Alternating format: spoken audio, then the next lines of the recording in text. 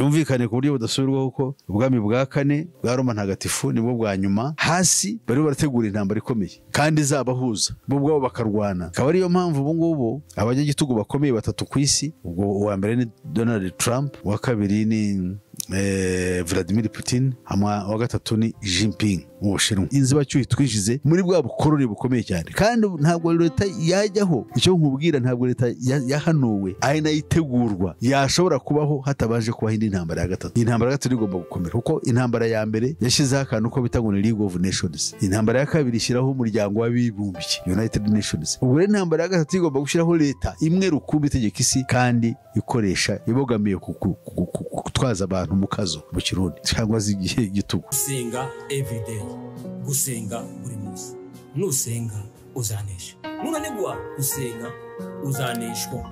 Senga kakwihebura kandi reka kurira yayindi yaturarataro bijyanyene, reka kwihebura kandi reka kurira yayindi yahungana ana bijyanyene nijya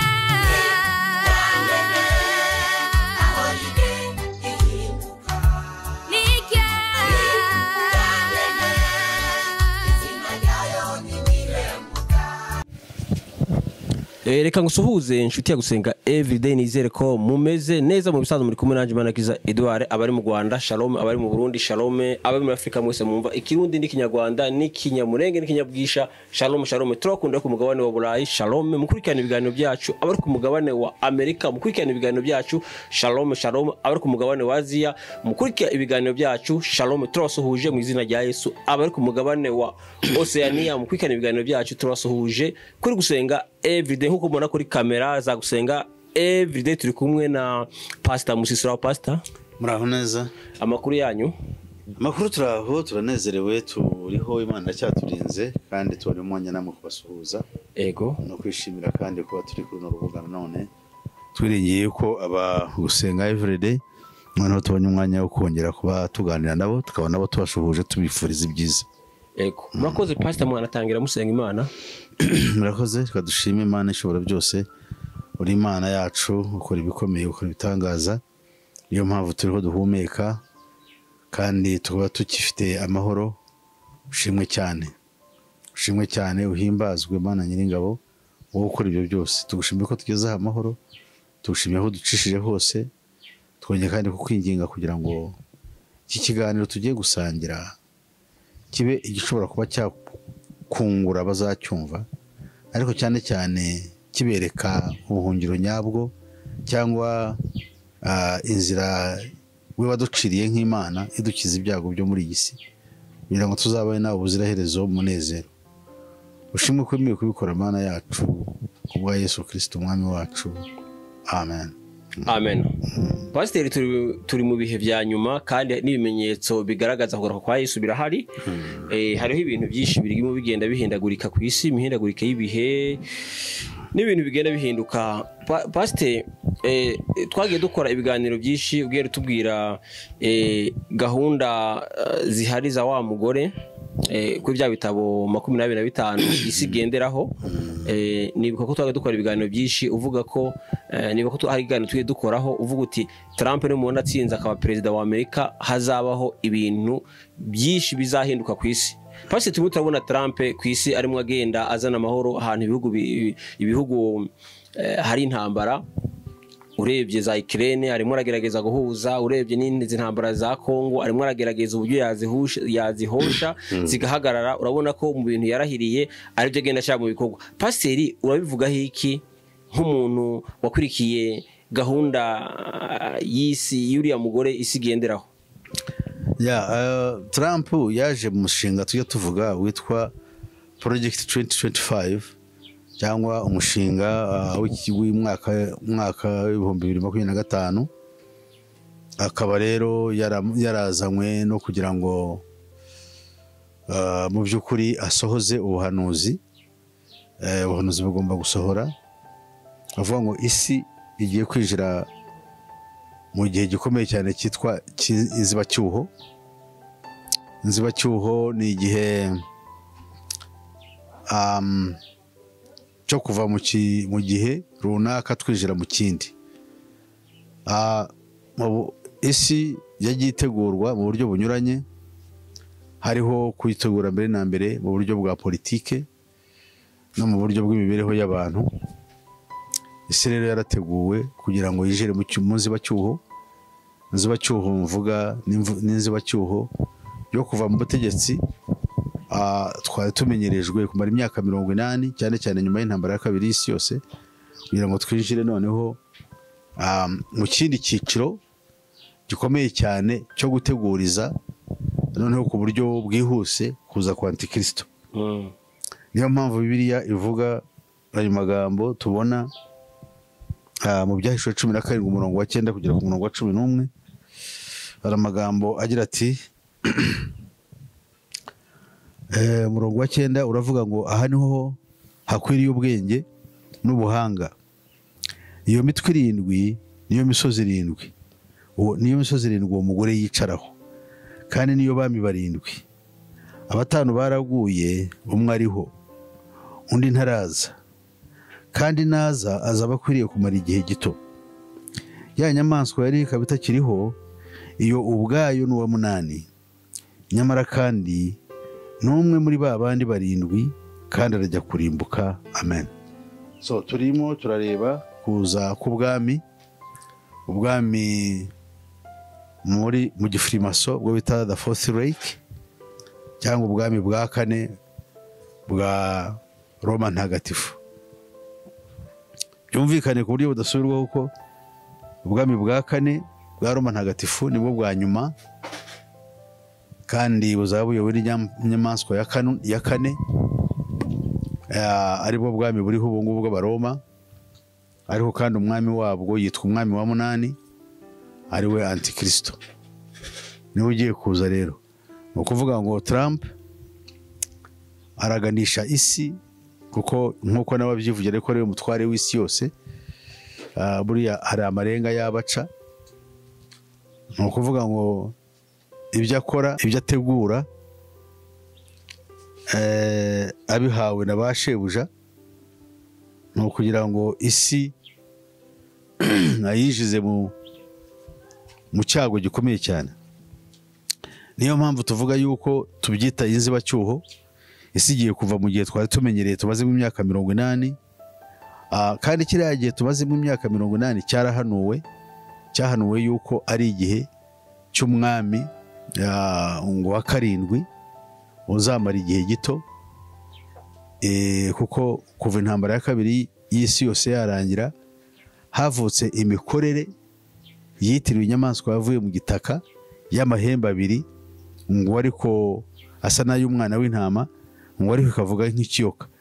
Ubutware rero bwatwaye isi, nkuko Alice Bailey yabivuze wahoze uvuga, nuko isi yabaye nk'iyinjira mu cyiciro cy'ihumure ku isi yose.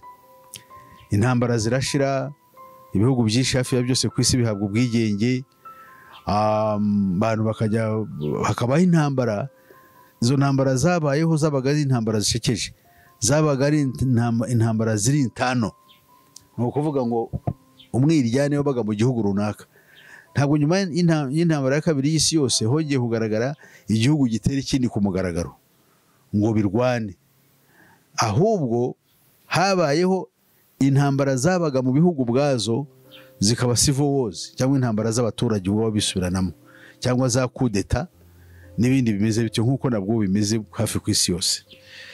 Hakabaho imitwe ahubwo ikora intambara ishaka gukora ibyo bita ngo za revolution mu bihugu runaka, ariko igihugu gutera ikindi bikarwana ntabwo byari byemewe, kuko hari harabaye icyo bita, bari barashyizeho akantu k'akanyoma ko bita ngo ni UN Security Council, na UN, United Nations Security Council, ni nk'agakomite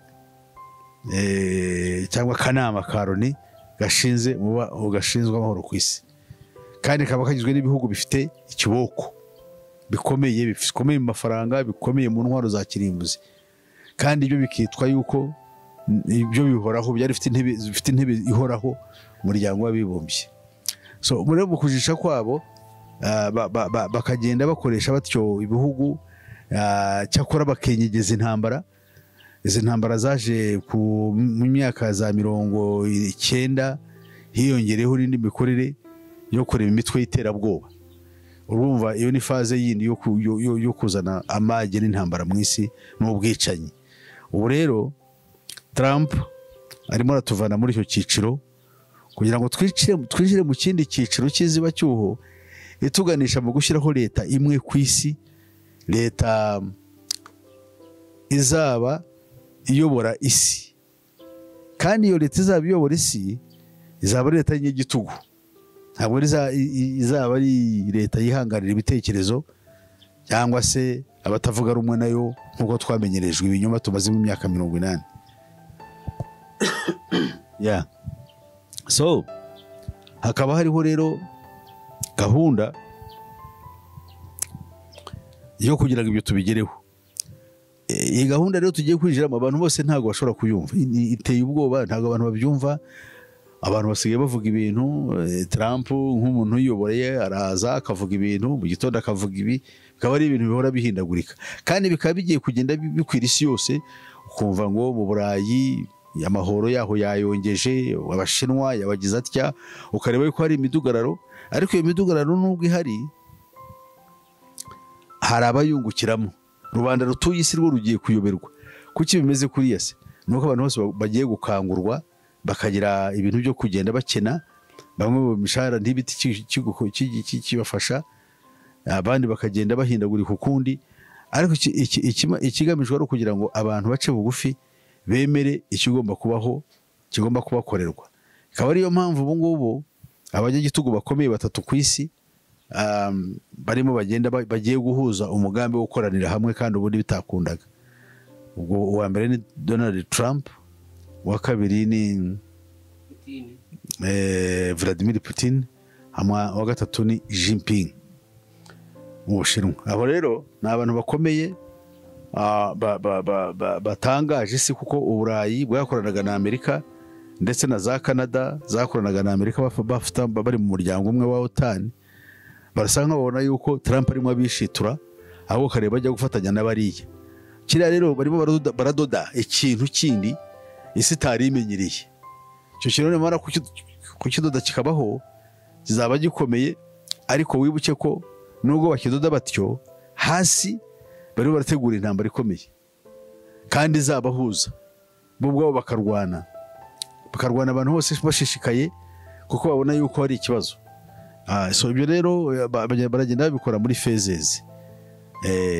Bari ubwabo barakorana, baraziranye, ariko isi bagomba kwishora mu ntambara. Nk'ubu ngubu nkayo nk'intambara ishingiye ku madini nigiye cyane cyane gukomera, aho urasirazuba bwo hagati barimo bashakisha uburyo bakora iki, uburyo bakomeza iriya ntambara. Dore ubu ngubu barimo barakora genocide, bamwe babyita genocide, wenda sinzi naho umuntu yabyita atyo, ariko ni ibintu bibi by'ubwicanyi, aho babuza ibyo kurya n'ibintu byangombwa byankenerwa kugira ngo byinjire muri Gaza. Ibyo rero bikaba ari ibintu byo guprovoka, mbese kubabaza, kuzana uburibwe n'uburakari mu isi yose, cyane cyane ibihugu by'Abarabu n'Abayisilamu. Ubu rero ibyo birahari, kandi ibyo birakorwa na Isirayeli, ariko Isirayeli ishyigikiwe n'abitwa abakirisitu. Niyo mpamvu nko muri Amerika n'urugero barimo bashaka kongera kubyutsa ubukirisitu ngo bwongere bugire imbaraga kurusha mbere. Noneho nibamara kugira imbaraga, ubukirisitu bazumve yuko bagomba kurwanira Isirayeli ishyaka mu gihe iyi ntambara itutumba y'agatuye isi yose. Ni kuvuga ngo itutumba, ni intambara yatangiye mu 2014, ariko igenda ibaho mu mafezi, bagenda bareba ukuntu bayenyegeza kugira ngo ugire ubukana. Iragenda iri kwira ahantu hose. Urabona yuko tubifite hano mu burasirazuba bwo hagati, nicyo cyicaro cyayo. Hari urabona hano mu karere kacu k'ibiyaga bigari, naho buriya iriya nayo ntabwo ari ikintu cyo gukinisha. Barayikora, ariko kandi ukumva barategura bakayikora, Ababiligi bagaca hasi bakavuga ibi, Trump akavuga ibi, ababirigi bakajya i Burundi bati mushakisha uburyo mwatera u Rwanda, kuriya ibyo batera muri Kongo barashakisha u Rwanda kugira ngo intambara ikomeze habe. Kandi ibyo byabaye ariko uriya minisitiri w'ububanyi n'amahanga w'Ububiligi avuyeyo abaha courage, ashobora kuba afite n'ibindi yabasezeranyije, yavuye ko ari icyo numvise mu masezerano bagiranye, habayeho kuvuga ko bagomba gutera inkunga u Burundi muri urwa gisirikare. Kandi sinumva igisirikare Burundi ubwo ufite ikibazo cy'imibereho cy'ubukungu, ntabwo ari cy'intambara, n'intambara burimo nta uhari ubushotora, ahubwo nibwo bwo bwaje kwinjira muri Kongo. Kandi Kongo yakabaye nayo yari ahubwo yishyikirwa, ariko n'ababirigi nayo bayihaye za drone n'ibindi byose ibyo byumva. Kandi ubwo barakora amasezerano ngo y'ubucuruzi Amerika ahandi hasi, kandi abandi barashotora intambara. Ntabwo ikintu bibera mu isi ubu ngubu ni umukino ukomeye cyane. Ntabwo ushobora kuvuga ngo isi ibintu birerekeza he, ese biragana he? Oya, ni ibintu biri aho ngaho, baravuga iki kandi bakora iki? Amahembe yahanuwe asa n'ay'umwana w'intama, ngo ariko iyo nyamaswa ikavuga nk'ikiyoka. Ni ukuvuga iravuga ibintu biranga ni ibyiza, iravuga diplomasi, iravuga amahoro, iravuga iterambere, ariko behind the scenes aho abantu batabona haracurwa imigambi mibisha y'intambara.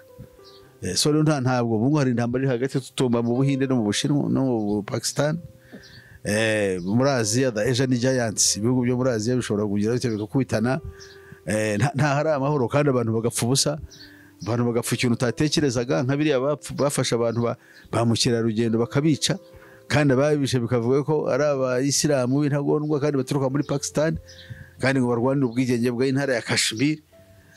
Ugasanga mbere nk'uto bagiye baturema.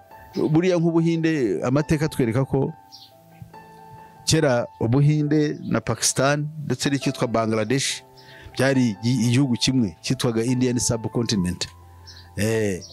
Abongereza bagiye kubaha ubwigenge bacamwe ibice, abayisilamu bose babashyira mu cyo bita Pakistan, ku buryo hariho Bangladesh burya nayo iri ku ruhande rwa burasirazuba bw'Ubuhinde, nayo barayihaye Pakistan, ku buryo umuntu yagomba kujya kuva Pakistan wabaga uyirimo kugira ngo uve iburengerazuba ujye burasirazuba bwa Pakistan wagomba guca mu Buhinde, kandi ubu ari igihugu kinini cyane. Babikoreye iki? Kubera amadini, ngo bariya n'abahindu aribo Bahinde, hanyuma Pakistan ikaba ari abayisilamu. Ariko hari akantu bakoze, intara ya Kashmir kandi yari abayisilamu bayihaye Ubuhinde, ukibaza kuki batayihaye Pakistan nk'uko ubundi bari babikoze. Ariko ni umutego baba barateguye kera kuvuga ngo aka kantu tugashyireho nk'imbarutso y'ibyago bizaba mu minsi iri imbere. So rero tujye dutekereza isi turimo, turi mu isi mbi iteye ubwoba, nta kuvuga, nta kubaza, abantu bose barasakuza, nibo bafite ijambo, itangazamakuru, ubushobozi bwo gukora. Noneho ushaka amahoro kandi barakubeshye ngo barashaka amahoro, bakomeza kubajya inyuma, ubajya inyuma utazi iyo uva n'iyo ujya. So ni muri rwego rero nibwira yuko bya Trump ubu ngubu arashaka isi kuyinjiza mu nzibacyuho, tuba tumaze kubivuga, turimo turinjira mu kindi gihe kitari kimenyerewe, ariko ntabwo ijya ko iyo projet ya 2025 cyangwa 2025 ni projet gusa yo gushyiraho ibintu bimeze bityo nyine abantu bakabyumvikana. Nubwo projet bayiteguriye muri Amerika, ariko Abarusiya n'Abashinwa n'abandi bose bakomeye barayizi, kandi Abongereza nibo ba mbere babizi ko nibo ibintu byose bishingiyeho biba ku isi. Nk'uko ureba bategura zino ndwara bakaziduha zivuye mu Bushinwa, kandi bavuga ngo bayiteguriye mu Budage. Nka COVID hari abavuga ko bayiteguriye mu Budage, abandi ngo ni mu Bufaransa, abandi ngo ni muri Amerika, ariko icyo twemera nuko yajyanywe mu Bushinwa, bumvikanye ko ari igomba guturuka igakwira isi yose. N'ibiro niko babikora, byose babikorera hamwe, ariko mu bwiru buhanitse cyane, kugira ngo usobanukirwe ibyo bintu niba ushobora kumenya yuko isi yapfuye. Bakaza nka hano nko bakubwira ko ibirombe byose bari barabihaye Ubushinwa ku ngoma ya Kabila byo muri Kongo, none kandi bati tugiye kubiha Amerika. Ukibaza ibyo birombe ese ni ibishya bagiye kwiha cyangwa Abashinwa bati ibyo bazabambura? Ese babyambura bate? Ese ko Abashinwa barimo bacukura bakaba bari aha ngaha kandi harimo habera ubwicanyi, ko badakoma? Hari ibyago bihari, ntibakoma kuko bo ntibagomba gukoma. Hari aho bateguye havuga. Ni bande bavuga? Ni Abanyamerika. Abanyamerika baravuga kuko bamaze kwiga isi yose bibonamo, buri moko yose afite y'abantu, ni abantu bari aho ngaho bavuga ko ari igihugu cy'abaturage bose, ari igihugu cya demokarasi, ari noneho uko bavuga ibyo byose bigatuma abantu bose bareba nka role model y'abantu bashaka gukora ibyiza gusa. So tukaba tureba rero ibyo bintu ari ishyano kandi bikaba ari cyari icyago dufite.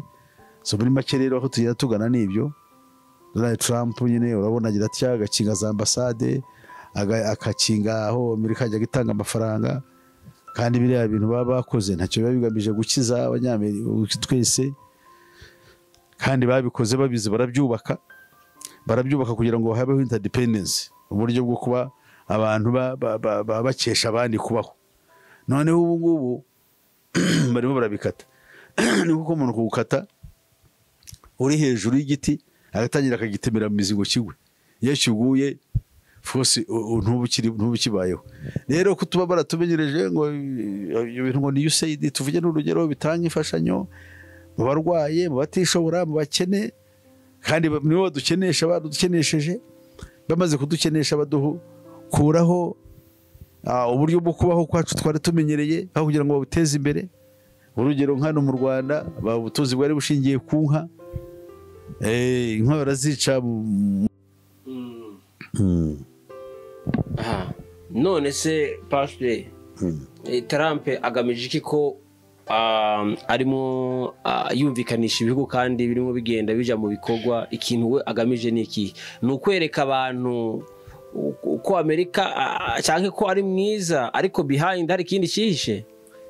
None nta nubwo ashaka kuba mwiza, yaba mwiza ku bandi. Arakora, yabaje gukora ikintu kigaragaza yuko Abanyamerika bishimye kuko arimo ashaka kugarura ubukungu, kuko yavugaga yuko ngo arashaka guhindura Amerika kuba igihangange, Amerika yongere guhanganga ikomere, kandi ubu nibyo arimo yubaka. Icyo navuga ariko ntabikora mu ibanga, bariya barabizi, bakomeye nka we barabizi. Urabona ubu ngubu Rusiya ntacyo bumuvugaho, baracecetse kuko asa nkaho aribo akorana nabo. Noneho buriya gahunda nkubwiye mu kanya yo guhuza Amerika n'Ubushinwa, cyangwa se guhuza Donald Trump ukamuhuza na Xi Jinping na Vladimir Putin, abo bose abo uko ari batatu bagiye kugira bate, barimo barashaka gukora, kuko imigambi bahuriyeho no gukoresha igitugu. Muri iriya project nkubwiye 2025 niyo kushyiraho gahunda y'igitugu muri Amerika no gukuraho za demokarasi no kwishyira ukwizana Abanyamerika bari bamenyereye. No kuvuga mu yandi magambo icyo urimo avuga ko hari hamaze igihe kirekire hayoboye wa mutwa wundi wabashingiye kuri demokarasi, noneho ubu hakaba haje noneho abayoboza igitugu akaba bagiye bagize imbaraga none. Yes, zije gukora ikintu cyo bita the oligarchy. Yego, dictatorial oligarchy. Yego, ubutware bukomeye cyane bushingiye ku mbaraga z'igitugu. Yego, buriya ibyo aragenda akora ibintu ntitero kuri za kongere, bagatora itegeko bari yirukana abantu mu kazi, aragira atya. Mbese ibintu byose byari bigereye yuko bigomba gukorwa mu buryo bwo kwitonda, bwo gucisha make, bwo leta kwinginga abaturage, barabikora ku gitugu.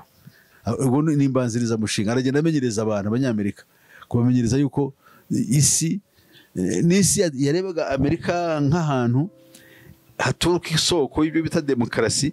None babona yuko ibintu byose ku isi birimo bisa, bamenyera uwo muco. Nibyo twisi nzibacyuho mu Kinyarwanda. Nzibacyuho ni ukuvuga ahantu h'umuntu hagera interim. Yes, turi muri interim from the so-called ibyo bitaga demokarasi, cyangwa the democratic culture. Twinjire burundu mu gutekesha abantu igitugu, kandi habayeho kujustifying, habayeho gutanga impamvu justify, kugaragaza yuko ari ngombwa yuko ibyo biba kubera ibihe turimo. Ubu rero nicyo barimo bakora. Ubwo nk'unahuranyije nicyo nakubwira, Trump abereyeho ibyo ngibyo, bariya Abongereza barabizi, Abafaransa barabizi, abayobozi babo hejuru, ariko bakiteza inyangarashya bakamutuka bakavuga ngo abangamiye isi no gutera iterambere ryayo, ariko mu by'ukuri ikigamijwe ari icyo, ari ukugira ngo twinjire inzibacyuho twishize muri bwa bukoroni bukomeye cyane. Kandi ntabwo leta yajyaho, icyo nkubwira, ntabwo leta yahanuwe ari nayo itegurwa yashobora kubaho hatabaje kubaho indi ntambara ya gatatu. Intambara ya gatatu igomba gukomera, kuko intambara ya mbere yashyizeho akantu ko bita ngo ni League of Nations. Intambara ya kabiri ishyiraho umuryango w'abibumbye, United Nations.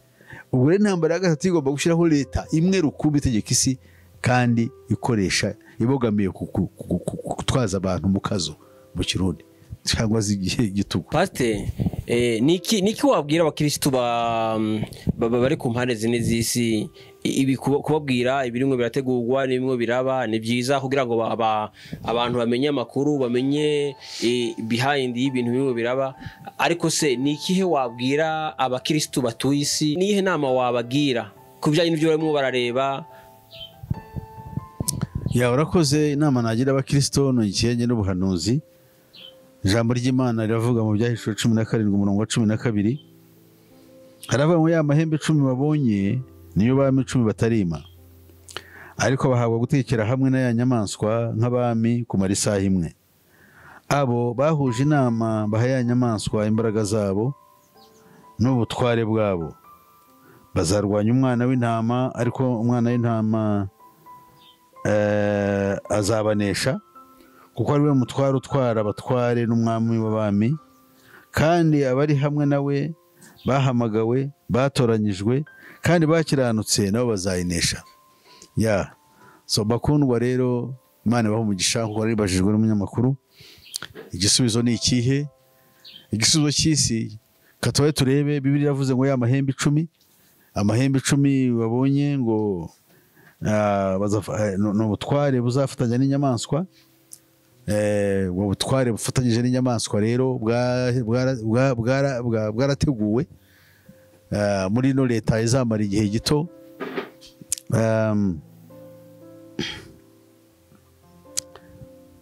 Abangaba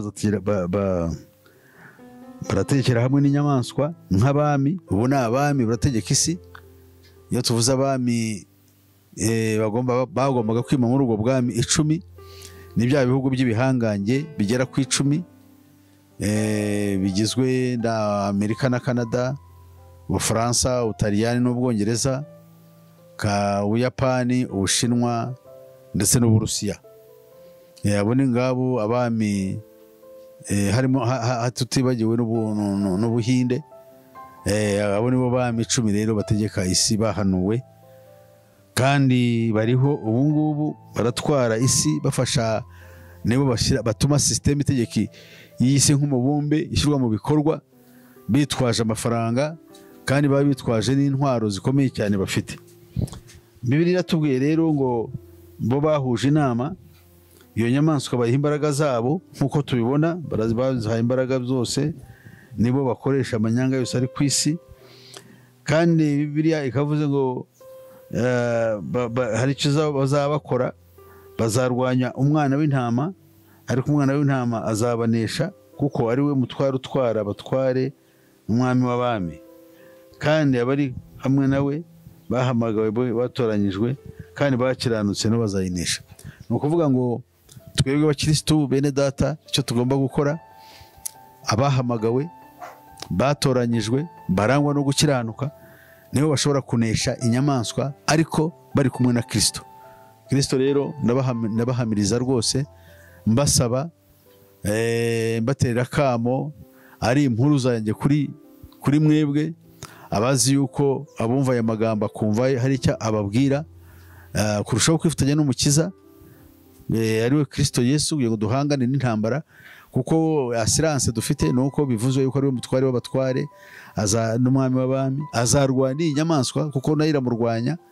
Mwibuke amagambo Imana Kristo Yesu yabwiye Sawuli, iramubwira ngo ariko Sawuli undenganyiriza iki?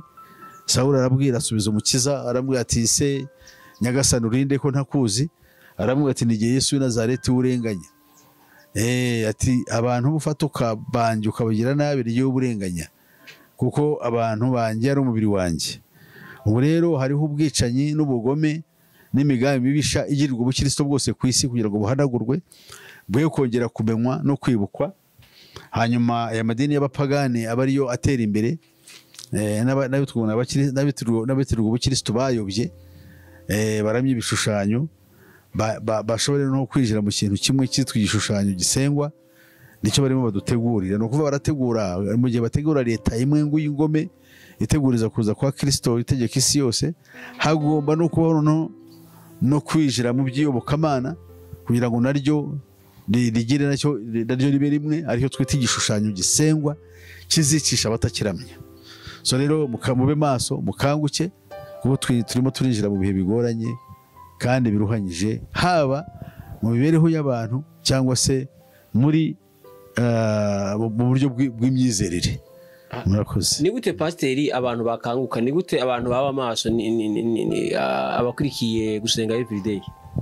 Njya uko baba maso nuko bakurikiye bamenya mbere na mbere yuko twugarijwe. Umuntu yabaye maso ni ukuvuga abura n'ibitotsi, kuko hanze arimwo hari ububisha bumutegurirwa.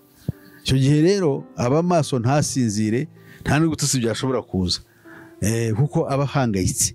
Natwe tugomba guhangayika kuko twumvise urugamba rugiye gushozwa ku itorero, kandi ibyo murabibona, abasoma amakuru barabyumva, mu bihugu hafi ya byose by'isi abakristo barabangamiwe, ndetse ubukristo burahigwa bukware. Nubwo n'ayandi madini ashobora kugira uko ashyamirana, ibyo ni ibinyoma, ariko bafite icyo bahuriyeho ko bose bakorera Satani. Ariko uzarebe mu rwego rukomeye cyane mpuzamahanga, mu bwiru bukomeye, abakristo nibo bagirirwa nabi, nibo basenyerwa, nibo babuzwa kuvuga no kwamaza ibyo bigisha, bitwaje ngo baravuga ku cyaha, kandi koko icyaha kigomba kuvugwa, babwira abantu kurimbuka kwawe ho gusohoye. Ubwo niwo murimo wacu wa Kristo yaduhaye, noneho abantu bakabyanga yuko ibyo bintu tujyanye n'imikorere n'imibereho yabo. Kubera izo mpamvu rero, kubera ko bijyanye n'imibereho yabo, ntibashobora kubyishimira, ntibashobora no kwishimira ubivuga. Ibyo rero bikaba intandaro yo gutoteza abakristo nyabakristo ku isi, no gushoka mu bibazo no gushora abantu mu bibazo bikomeye bishobora kuzabazanira amage. Ikibabaje rero ni uko nk'uko twari tubivuze, abakomeye bo mu isi, cyane cyane bari no biyobokamana, bayobora iyobokamana ry'iki gihe, niwe bifatanyije na ya nyamaswa aribo twita maraya ukomeye, kugira ngo bazane amage n'amarira mu batuye isi. Imana ibahumugisha cyane. Pasiteri, reka tugushimire, tukubwire ngo Imana igumugisha. Yego. Reka tubwire n'abantu badukurikiye, mube maso, mwirinda ibyaha n'ibisa nabyo, kuko igihe kiri bugufi. Amen. Kuko impinduka zirimo zigenda ziba. Ibi ni ibintu byahanuwe kandi bigomba gusohora, kandi bidasohoye Bibiliya byabibesha. Bidasohoye Bibiliya yabibesha. Ibi rero ni bigomba kutwereka yuko bya bintu dusoma muri Bibiliya ko ari ukuri. Ibyo dusoma muri Bibiliya ni ukuri. Bibiliya ubundi ni agenda. Ubundi Bibiliya ni agenda, ni kalendari umuntu agomba kureba aho isi igeze. Niyo mpamvu tubwira abantu mukurikirana ibiganiro byacu, mukanguke, muve mu bintu mwari murimo, mwegera Imana cyane, musome cyane ubuhanuzi. Murakoze cyane. Pasiteri, wasoza unasenga Imana. Murakoze cyane. Kadusenge. Imana yacu, Imana ikomeye, Imana Nyiringabo, murengezi w'ubugingo bw'abayikunda kandi bayihebeye, turagushimye, turagushimye cyane kuko niwe waje kudukunda, nabwo uracyadukunda, turebana imbabazi n'impuhwe. Niyo mpamvu tukwinginga kugira ngo tweze tuboneze, mu gihe tumaze natwe kuburira abandi, natwe Mwami wanjye duhe uburyo bwo kumva, kandi uyuze imbuzi dukoreho, kugira ngo tugende nk'uko bikwiriye, dusenge nk'uko bikwiriye, twitware nk'uko bikwiriye, kugira ngo dushobore Mwami wanjye kurokoka ku mushinga uzaza. Ushimwe kwemeye kubikora, Mana ya Isirayeli, byambarije mu izina ryawe Yesu Kristo umwami wacu. Amen. Kiganiro ubutaha. Shalom shalom. Gusenga everyday, gusenga buri munsi. Nusenga uzanesha, nunanigwa gusenga uzaneshwa. Senga.